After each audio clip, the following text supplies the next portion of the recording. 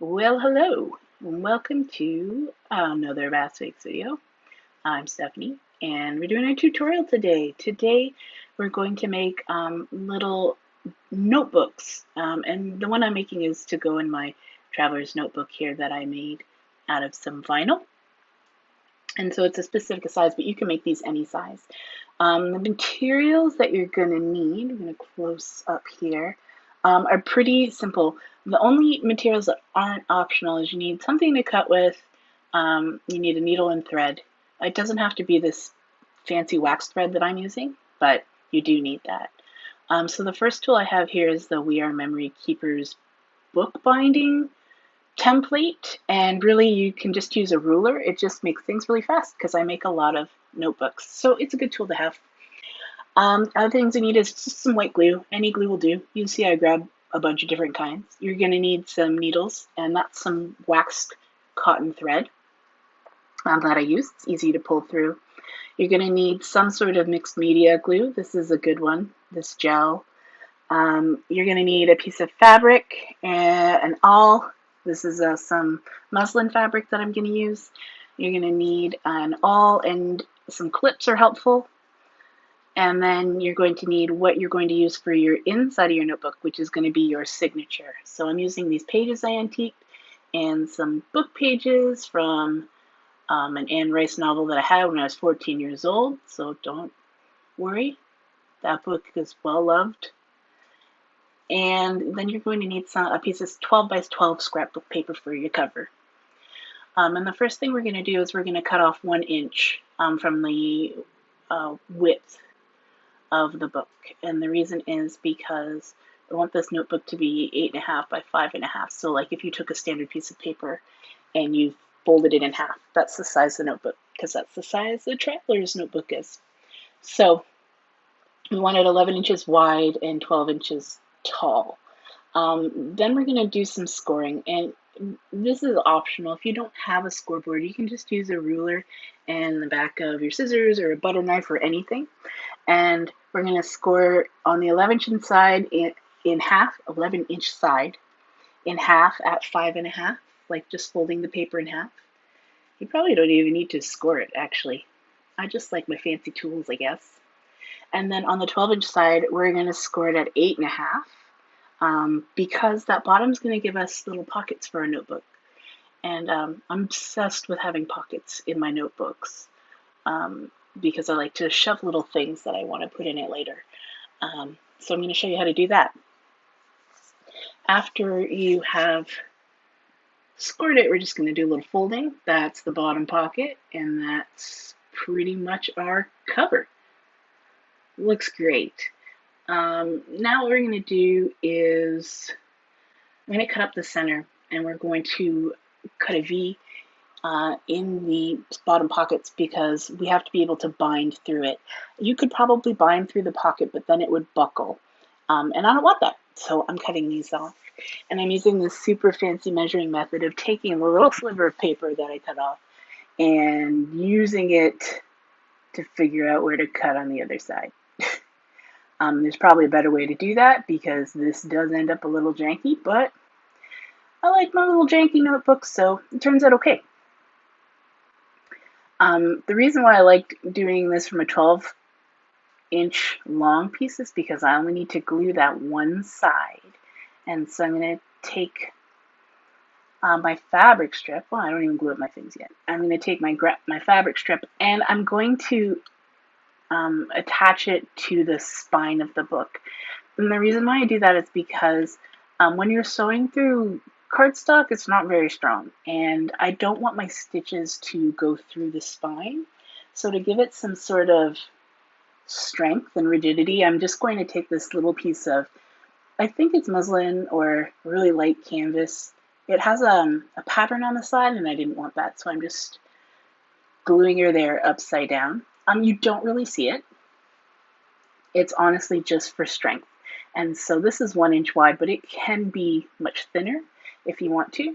I just want to make sure that my book spine is going to be nice and strong. I also didn't want to cover any of that pretty Tim Holtz paper, so I wanted to make sure that that was on the inside, but you can also put it on the outside. You can also use cloth book tape if you have it. I'm not so fancy, so I just use scraps of fabric that I have lying around. I also like to recycle, so it's a good way of recycling some of those little scraps that you have. You don't have to throw them away. To glue up the pockets, I'm just going to take some white glue and do a really thin bead of it along the side, and then that's going to hold the pocket together. Like I said, any white glue will work. I'm using fancy Nouveau glue that's almost all dried out, but anything will work as long as it can grab that piece. We have to let this dry before we do any binding on it. So after we glue up these sides, we're going to reinforce those folds, and then we're going to put it aside because we can't stitch through that fabric and that paper until it's all dried up. You could use tape if you want. I find it hard to get a needle through tape, and so this like thin little glue is actually really good. So while it's wet, you're going to fold it in half so you have that crease down the middle so that it's easy to fold in half once that glue dries, because glue gets hard when it dries. So this is going to be my signature pieces, and the first thing we have to do is we have to fold all these bad boys in half. And so the easiest way is just to take each piece and fold it in half.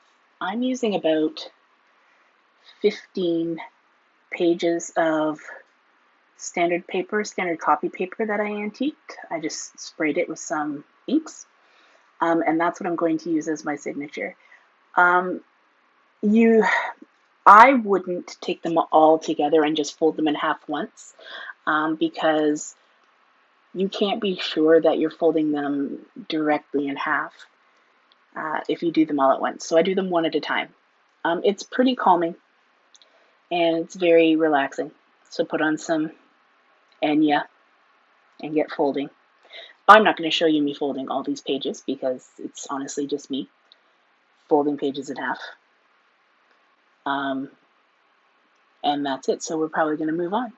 So after they're all folded, I like to clip them together.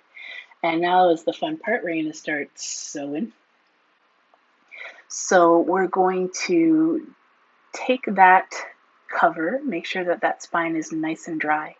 Do not go if it's even a little wet, because you will just rip right through that paper. So I'm going to reinforce that crease so that I know where I'm going to put my holes for binding. And you want to make sure that you punch your holes before you start sewing, because it just gets messy if you don't pre-punch your signature and your cover. So I'm going to start with the signature because it's always the trickiest part. I have them clipped together, and I'm going to use some clips on each side to hold my pages together. So you want to find the very center of your book because that's where the binding is going to happen. And I'm just going to put some clips on either side of the pages because I don't want them to shift while I'm poking holes in them. If it shifts, I mean, you can fix it, but it's just easier not to make a mistake than to fix a mistake, right? So what we're going to do is we're going to make sure it's a little folded. We want it to be a little bit in a V when we punch the holes because we want them to go right through the center.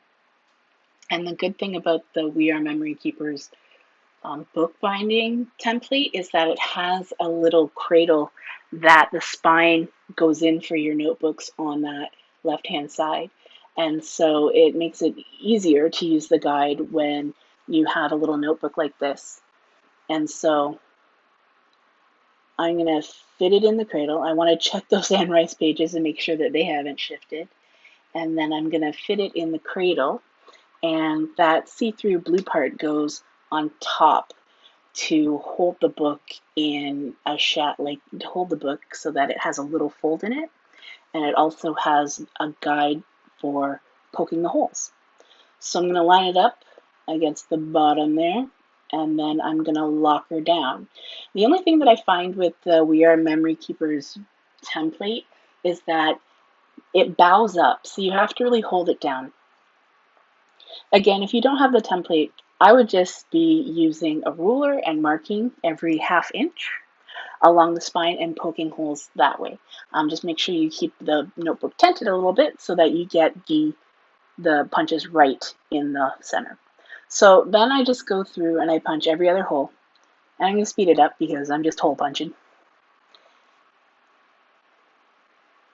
Look at those hands fly. And then you'll have your signature ready to go. Now, matching up the notebook's a little different. So what I'm going to do is I'm going to put my cover face down, because when you poke a hole, what happens is the bottom sort of sticks up because of the pressure of the all going through. So if you do it through the front of the cover, then sort of the messy side of poking the holes is on the inside where nobody sees it, and I just think it looks much neater. So I'm going to do the same thing. You're going to fold the book on itself outside, and we're going to put it in the cradle. And because I was a little careless, don't tell anybody, I have to check and see where the holes start on my signature, because you need them to match up on your cover. Otherwise, punching the holes was really not necessary and kind of silly. So I am looking for that first hole in the signature so that I can match it up on the cover. And then once I've done that, I go to town and just punch the holes in so that they match up. And then that's it. And then that's all you need the template for. Honestly, it's just to keep me so I can be lazy and not measure things. So if you're lazy and you don't like measuring things, you should probably pick one up if you're a bookmaker. Now I'm using a much larger needle than you probably should so that you can see what I'm doing. I end up changing to a smaller needle after. But you just need a regular size needle. There's no special bookbinding needles. You can just have a regular size sewing needle. And if you don't have wax thread makes it really easy to go through. But if you don't have any, I've used embroidery floss that I've run across a tea light candle. That works really well. If you have beeswax from a different craft, like if you're a quilter or something, you can run any thread along that. I just happen to have this because I use it for basket weaving as well. So, and I make a mistake here. You want to start from the inside, because you're going to end in the inside, and then that's where your knot's going to go. You don't want your knot on the outside.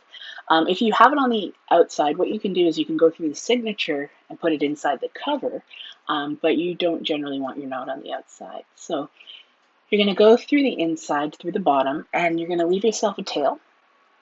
And I like to tape it up because otherwise I'll lose that tail. I have a little bit of a heavy pull when I'm sewing and make things very tight, which is not always great. So then you're not going to see the whole thing because my camera died, but you're basically going to do an in and out stitch. You're going to go over and under and over and under and over and under, all the way to the end of the rolled punches. And then you're going to double back on yourself and go under and over and under and over and under and over. And that's going to produce what's called a one needle saddle stitch, which if you do any leather work is sort of the same idea, only you're using one needle.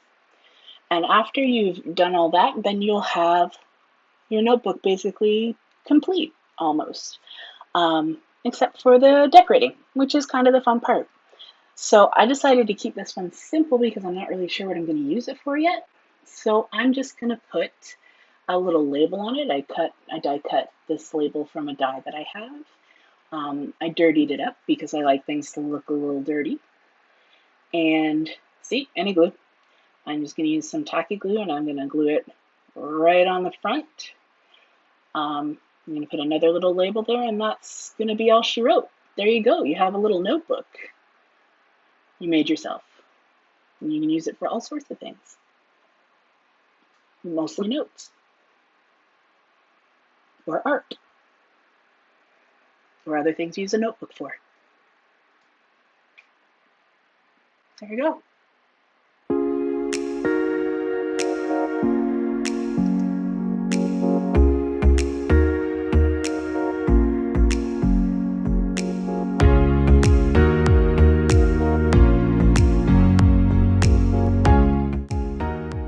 Thanks thanks for watching if you made it this far. I hope that you give it a try. And if you do, you can leave me a comment below. Have a great day.